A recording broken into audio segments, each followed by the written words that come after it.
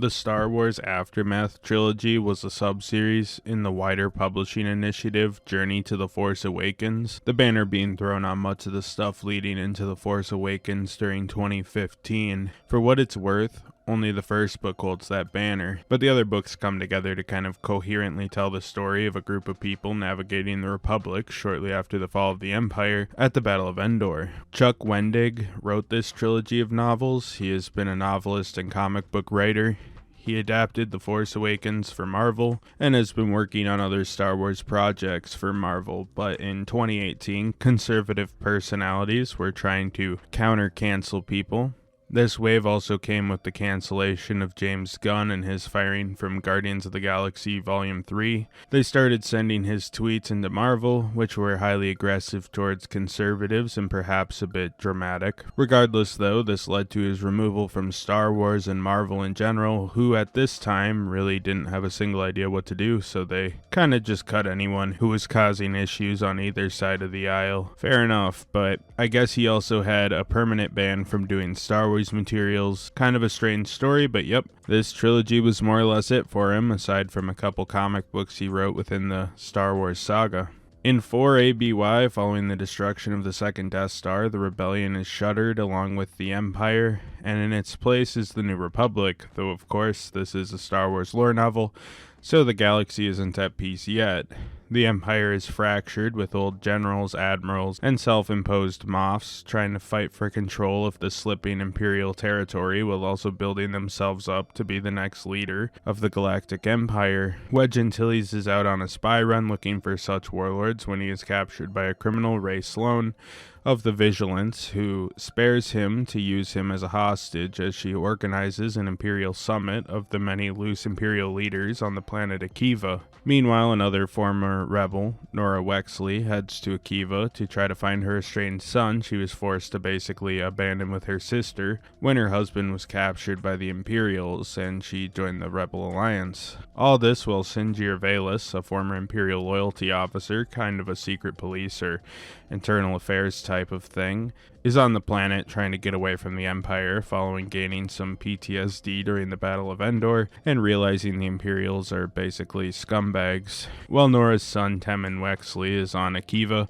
mad at the world and accompanied by his B-1 battle droid Mr. Bones, who he modified to be stronger and whatnot. Anyhow, Norah lands and wants Wexley to come along with her, but he refuses since he feels Akiva is his home, and he and Mr. Bones have been running a successful repair shop out of his home, as Surat Nuat, a gangster, is hustling and harassing Wexley. Meanwhile, Grand Moff Velko Pandaren, General Jayla Shial, Arson Karas, a slaver, and Yup Tashu, a Sith cultist, all arrive on the palace on Akiva. Norah and Teman are basically butting heads as Jazz and Mari bumps into Singir, who Singir recognizes having been at Endor. They form a bit of an alliance after both end up in trouble with the gangster Surat. They eventually meet with Norah and Teman and form something of a team to try to fight off the Imperials and save Wedge, since by now the New Republic was alerted to his disappearance and they tasked Norah Wexley with finding him since she was in system. This angers Teman since he just wants his mom back, especially since the war is supposedly over. The Imperials are not really coming to any terms with Rey, with her feeling these other useless leaders want to spin their wheels, and Rey, who considered creating a slightly more compassionate empire, realizes that the only way to run an operation like that would be with an iron fist, so she kind of drops that plan. Admiral Akbar sends a probe to the Akivan system, worrying that he has yet to get much intel, but on alert since Akiva was never very rebel-friendly and doesn't want to cause unrest in the system. This, while Norah and her team of now 4 others heads underground to a droid factory that Teman told them about to infiltrate the Imperial Palace to save Wedge and possibly also stopping the faux Imperial leadership along the way. This is unsuccessful though, as they are ambushed by Imperials, with the group assuming Singir ratted them out, though it proving to be Teman, who hoped to save himself and his mom so they could live a normal life. Of course, the Imperials capture the whole group and destroy Mr. Bones, throwing Teman off the roof of the Akiva Palace, though Teman was saved by a group of citizens as the people of Akiva were finally ready to stand up to their Imperial oppressors. The Imperial plans to flee with Wedge, Norah, Singir, and Jazz, but Teman bravely makes it to the ship to sabotage it as the New Republic sends a fleet after the Imperial activities. Anyhow, the battle ensues and Norah is injured in the fight, with many of the Imperials dying to save Rey, who made it off planet to fight another day. Norah recovers and Akbar thinks this ragtag group could form a squad, so with that, Norah, Teman, Jazz, Mr. Bones, Singir, and another soldier from the Akiva conflict, John Barrell, form a team with their task being to hunt Imperial fugitives and war criminals for the New Republic. Oh yeah, Mr. Bones survived. I didn't mention that. Norah Wexley is the lead of this novel. She's a veteran Y-Wing pilot who worked for the Rebellion, fighting in important conflicts, most notably the final Battle of Endor, following Lando during the Battle of the Second Death Star, something that flashes back to her many times since she also kind of has PTSD from the event. Her husband Brenton, who she loves deeply, ended up lost during the early Rebellion. He was basically an information smuggler for the Rebellion and a spy, sneaking around the Outer Rim and giving up information.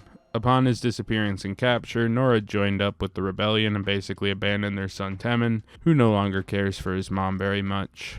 She feels bad about this, and following the war, she tries reuniting with her estranged and now pretty grown son, but much of the conflict of this novel is her lack of success in actually making that relationship work. She knows she was being a deadbeat for leaving his kid, grieving his missing father, but helping the Rebellion was the only thing she could do to honor her lost husband.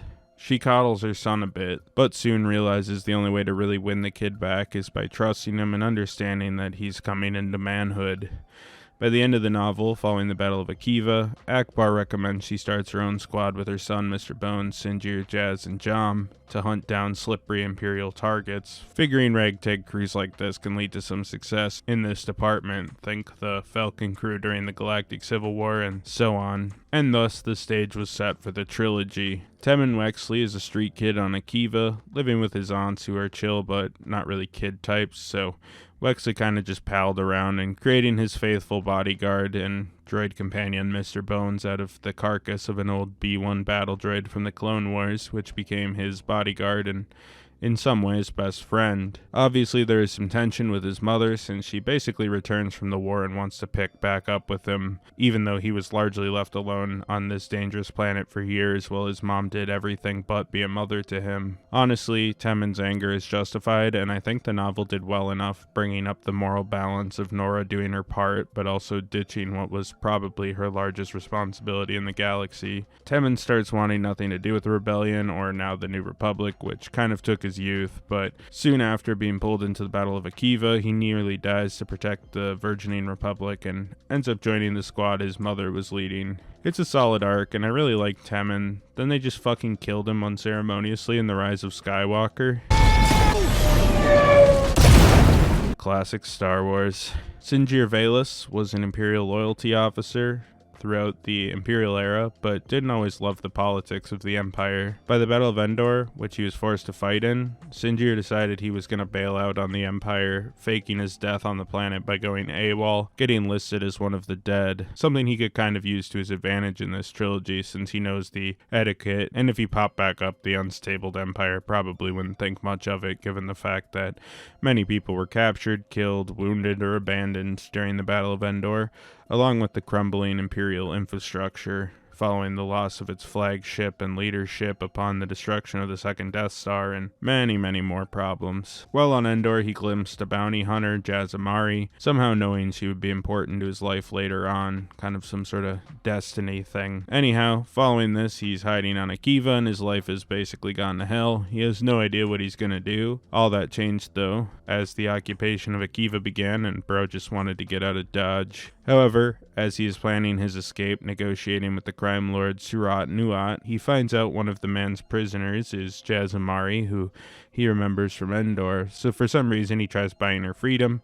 Then he too is kidnapped with Amari as well. This chance encounter with Amari that landed them both as prisoners also got the duo in touch with Teman, since he was also captured by Nuat, who didn't like that the kid was meddling in his business. And Jazz and Singir's chemistry is kind of nice, and some kind of funny stuff with that comes on later in the sequel books. Long story short, this assembled a fair bit of Norah's team, Singir slowly starting to find some belonging with Teman and his new pals from the squad. Jazz is a bounty hunter who reluctantly helps Singir, then reluctantly helps Norah, and soon joins the squad by the end of the novel. Her thing is that she likes doing things solo and makes up her morals as she goes, not wanting to be defined by a squad. This comes more into play later on as the series progresses, and this is kind of just the start of Jazz's arc. She's just sort of your average gruff bounty hunter who starts growing a heart as the series goes on. Wedge Antilles is captured at the start of this novel by the Imperial Remnant, and much of this novel is about saving the war hero. He will later become more essential, but he was a good choice for the main pillar into the films, since at this time in canon he had such little lore, so it was easy to kind of play around with him and take some aspects from legends. Also, Wedge was one of the core characters during that extended universe time period, so it was cool to start seeing the man recontextualized for canon, since realistically a lot of what was built up about Wedge came from the extended media. He's really not all that important to the films themselves originally. Ray Sloan is the main villain of the novel,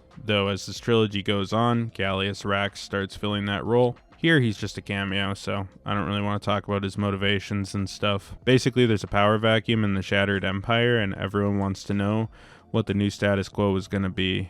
Ray ends up the front runner to lead the whole thing, being on the Council of Moths, Sith cultists, and warlords who are trying to form some kind of structure, though they aren't having much luck.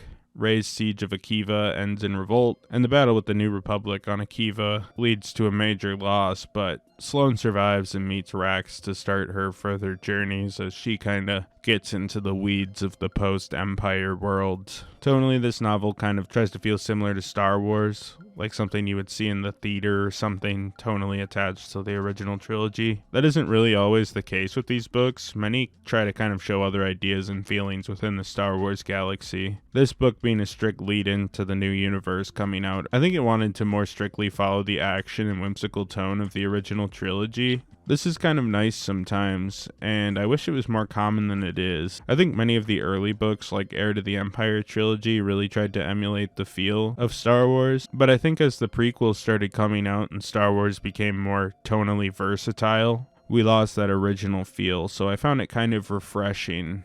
Of course, at the time in 2015, Star Wars kind of got locked into that tone a bit for better or for worse. I mean, The Force Awakens will never beat the A New Hope remake allegations. It's just kind of a fact. And I think similarly to Heir to the Empire, this kind of being a launching pad for new Star Wars novel fans to kind of get into it based on what they know, this was kind of a smart tone to go with. Something so cool in this novel is the little galaxy-wide vignettes that set the tone of the galaxy. The first one basically showing the civilian reaction to Palpatine's fall. First we see the celebrations we briefly saw depicted in Return of the Jedi, but now we are starting to see the fallout immediately after that. Monuments fall and chaos erupts in the New Republic that hasn't really formed yet. There was simply nothing for a short while. This kind of ties into Wedge's story, since Wedge is a New Republic pilot now, but what exactly his mission is kind of yet undefined, so he starts hobbling around and seeing what happens, basically. Part of the awkwardness of the New Republic is how they will maintain it. People like Wedge are around, and yet you have people like Mon Mothma who want to demilitarize and live in peace when they literally just started as a military. The obvious problem with doing that is the Imperial Remnant that still lingers as well, and clearly hasn't gone away in the Star Wars universe up to even the time of the First Order later on. The galaxy is vast, and peace is hard to maintain with a single planet, let alone thousands. It's clearly unrealistic, but it is a naive hope to cut that military built on the fundamentals of the rebellion and its philosophy of free systems. It also kind of sets up the Hosnian system disaster and destruction we saw in The Force Awakens, just how unprepared the New Republic was for any sort of tangible conflict later on, which is really why the sequel trilogy happens, and this is a pretty good explanation on why everybody kind of just put the guns down and started chilling and left themselves ripe for another empire later on. Other side stories include Sith cultists getting their hands on an old lightsaber, the introduction of Cobb Vanth from The Mandalorian, who is actually introduced here and pulled into The Mandalorian later, something that is shockingly rare for television shows and films to do. Most of the shows are kind of books be damned. These days a bit less so than back in Legends when Filoni was getting started, but still to an extent. Dave Filoni really liked to retcon the books back in the Clone Wars era. He finds Boba's armor, which is fun enough, and eventually just led to the story of Mandalorian Season 2 in the Book of Boba Fett, so this was a surprising, really early grab that set up important things for later on, which is kind of interesting. There are some allusions to Han and Chewie's involvement in the second novel, which is actually a super important plot line in that. Overall, this book is definitely a lore novel, and for a bit feels like the Imperial plot and the New Republic plot are the important plots, with the Wexley and their crew feeling incredibly secondary for a solid portion of the book behind the macro conflict idea. Clearly, though, they are meant to tie in, but it just took a very long time for them, and honestly, as the plot with the Wexleys gestated, I started getting a bit bored with them. Eventually things start going, and I really enjoyed their plots and their characters, especially in the sequels to this, but here there were times where I was like, this sucks. In a way, this book almost feels like two separate novels early on, the Imperials versus the New Republic stuff, and the Wexleys doing random stuff side story. The action when it is here feels pretty good, and despite feeling occasionally unfocused, the book is mostly good. It takes a bit for the story to really come together. It all starts really scattered, but then it becomes really solid, which perhaps I could work in that's like a metaphor for the New Republic. But I won't. All in all, solid book, and it's set up for better stuff that comes in the sequel books, next of which is Aftermath Life Debt, which does much more to include Han, Chewie, and many other OT characters. I love Han and Chewie, which you would know if you watch my other Star Wars videos. Check them out if you haven't. Playlist link is coming up on the end screen right here.